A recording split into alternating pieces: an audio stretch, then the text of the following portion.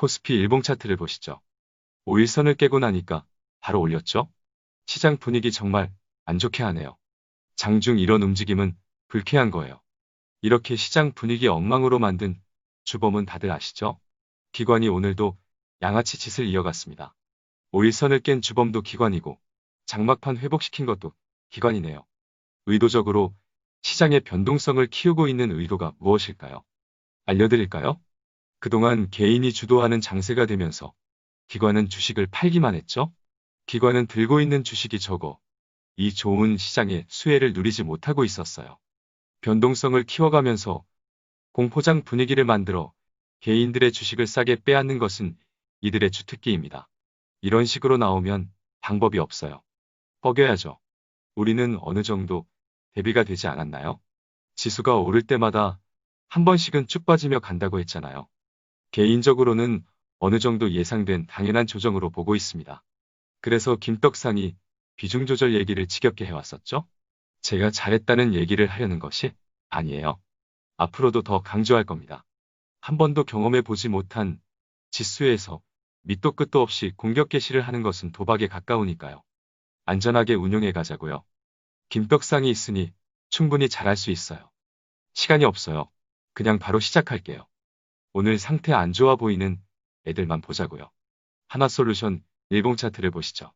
어제 영상은 다 보셨나요? 보는 종목들마다 매도 신호가 보였죠. 우리가 어제 살펴본 종목들뿐 아니라 다른 많은 종목들에서 어제 살펴본 매도 신호가 여러 출현했었는데요.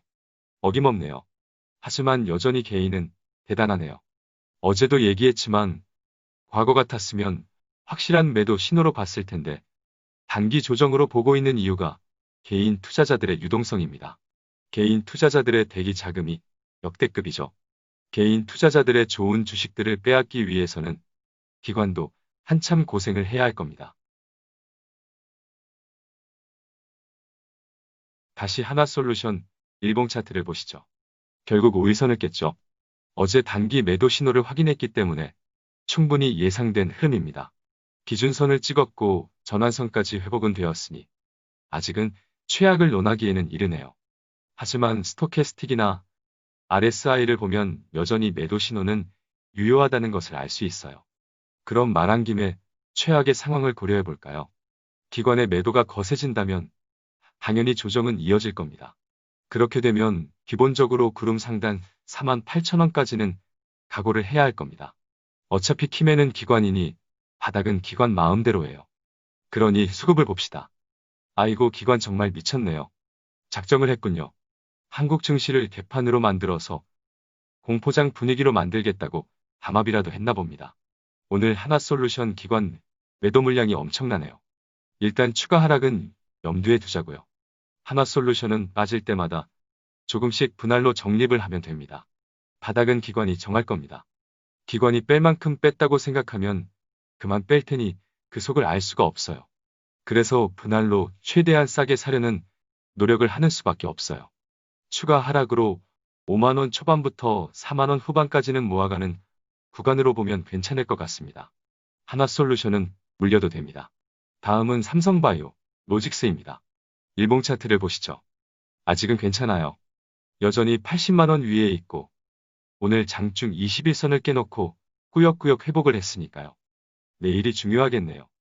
삼성바이오로직스 일목을 보면 구름과 맞닿으려고 하잖아요. 애매해졌죠? 내일 당장 반등이 나와야만 구름 안으로 빠져버리는 상황을 피할 수 있을 것 같아요.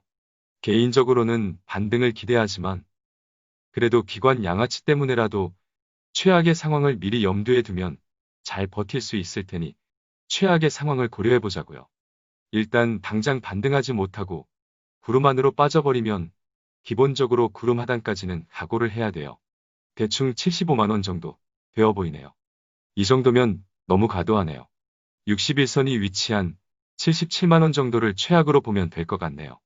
제가 얘기하는 최악의 상황까지 가게 되면 공격 개시하자고요. 주봉까지 보면 좀 더 명확할 것 같네요. 삼성바이오로직스도 20주선은 신뢰도가 높기 때문에 지지 가능성에 베팅하는 것은 나쁘지 않아 보이죠. 대충 76만 5천원 정도 되네요. 앞서 얘기한 77만원과 비슷하니 이 정도는 염두에 두면 기관의 장난질에 놀아나지 않을 것 같네요. 김떡상이 강조해왔으니 비중을 조절해서 미리 현금을 확보한 분들도 꽤 되실 거라 생각되니 잘 기억해 두자고요. 참고로 최악의 상황을 의도적으로 체크해 보는 것이니 쫄지 마세요. 기본적으로 좋은 종목은 조정시마다 모아가 돼 최악의 상황을 고려한 최소한의 총알을 남겨두면 좋겠습니다. 참고로 삼성바이오로직스는 오늘 상대적으로 기관이 강하게 매도하진 않았으니 너무 부정적으로 볼 필요는 없을 것 같아요. 또 살펴보는 걸로 하자고요. 다음은 어제도 살펴본 현대차입니다. 예상된 흐름이죠? 댓글을 보니 어제 제 영상을 보고 장 초반 주식 비중을 축소하신 분들도 계셨던데 결과적으로 신의 한 수가 되셨군요. 저도 오늘 바로 떨어질지는 몰랐어요. 말만 하면 현실이 되니 저도 정말 돌아버리겠어요. 좋은 것만 좀 들어주지 안 좋은 것도 들어주네요. 참고로 제가 어제 시장에 부정적인 의견을 드렸다고 제가 그러길 바라는 것은 아니에요. 저도 주식 비중이 높으니 그럴 리가 없죠. 그냥 솔직하게 보이는 대로 느껴지는 대로 공유를 할 뿐입니다. 오해하지 마세요. 자, 그럼 현대차도 기관의 장난질에도 버틸 수 있는 근거가 있어야 할 테니 최악의 상황을 고려해 보자고요. 일봉 차트를 보시죠. 오늘 캔들을 보니 최악을 고려하기엔 이르긴 하네요. 최근 과열에 비해 이 정도면 잘 버텨준 겁니다. 애플카 재료가 대단하네요.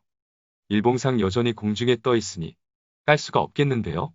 애플카 재료가 소멸되지만 않는다면 꾸역꾸역 버틸 것 같아요. 주봉을 보시죠. 주봉을 보면 여전히 매수하기 힘들어요. 확실히 매도 신호가 출현을 했으니까요. 생전 처음 경험해보는 애플카 재료 때문에 최악의 상황을 체크하기가 쉽지 않네요. 기관이 매도 폭탄을 또 던지면 오늘 장중 최저가인 25만원부터 23만원까지를 염두하면 되겠군요. 그럼 수급 체크를 해봅시다. 수급이 당연히 안 좋네요. 일단 매수는 다음 기회에 살펴봅시다. 보유자는 당장은 조정을 받을 가능성이 존재하지만 시간이 필요할 뿐 결국 30만원을 넘어설 겁니다. 비중이 많은 분은 여전히 반등 시 비중 조절 의견입니다. 이 정도 먹었는데 여전히 과도한 물량으로 들고 있다는 것은 욕심이에요.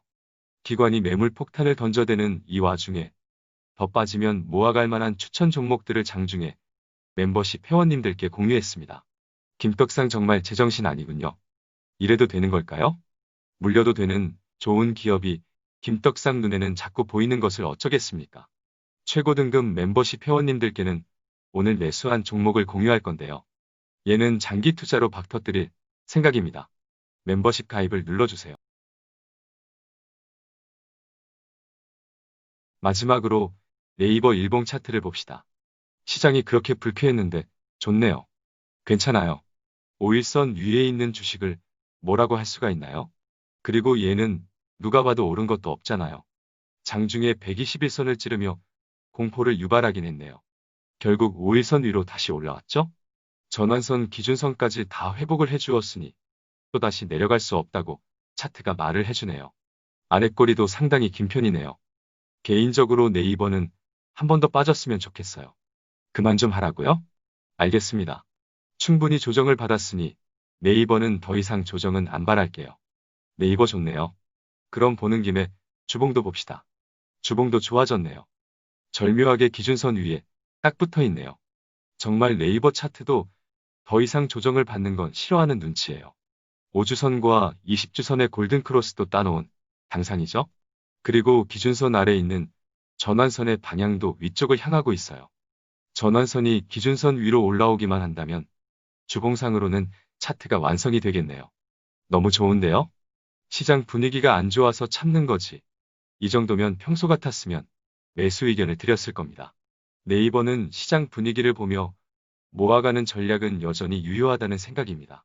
27만원대부터 계속 사자고 했는데 지금도 사자고 하고 앉아있으니 확실히 제정신 아닙니다. 그냥 눈에 보이는 대로 알려드리는 거예요. 제 의견을 참고 삼아 투자의 결정은 여러분의 몫이라는 것을 잊지 마세요. 네이버 홀딩입니다. 최악의 상황이요? 얘는 그딴 거 넣어두시죠. 오늘은 우리의 종목들 중에 상태가 유독 안 좋았던 종목들 위주로 살펴보며 최악의 상황을 체크해봤습니다. 최악의 상황이라는 것은 깨지기 힘든 가격을 의미하는 거니 염두에 두면 기관의 지나친 장난에도 버틸 수 있는 근거가 되어줄 겁니다. 그리고 시장을 부정적으로 전망하는 분들이나 보수적인 매수를 계획하고 계신 분이라면 참고해도 좋을 것 같네요. 오늘 시장이 갑자기 무너지는 것을 보고 저도 움찔했어요. 당연한 거예요. 그래서 다시 한번 우리가 살펴보며 투자하는 기업들을 체크해 봤는데요. 무섭다고 도망갈 종목은 하나도 없다는 결론을 얻었습니다. 그리고 그동안 김떡상이 강조해왔던 비중을 조절하며 하락이 나오더라도 추매가 가능한 상태로 만들어 놓으신 분들이라면 오늘의 하락이 반가우셨을 겁니다. 반대로 특정 소수 종목에 큰 비중으로 공격적인 투자를 하고 계신 분들은 여전히 잠 못 드는 밤이 이어질 것 같네요. 이제 와서 후회하기엔 늦었죠? 하지만 좋은 경험이 되셨을 테니 앞으로는 계좌의 공격력을 낮추고 방어력을 높이는 안전한 포트를 만들어 가자고요. 괜찮습니다. 우리는 이미 최악의 상황을 염두에 두었으니 버틸 수 있을 것이고 길게 보면 시장은 오르기만 할 겁니다. 그러니 오늘 밤은 푹 주무세요. 내일은 내일 걱정합시다. 잠은 자야 하니 한마디만 더 할게요. 내일은 반등.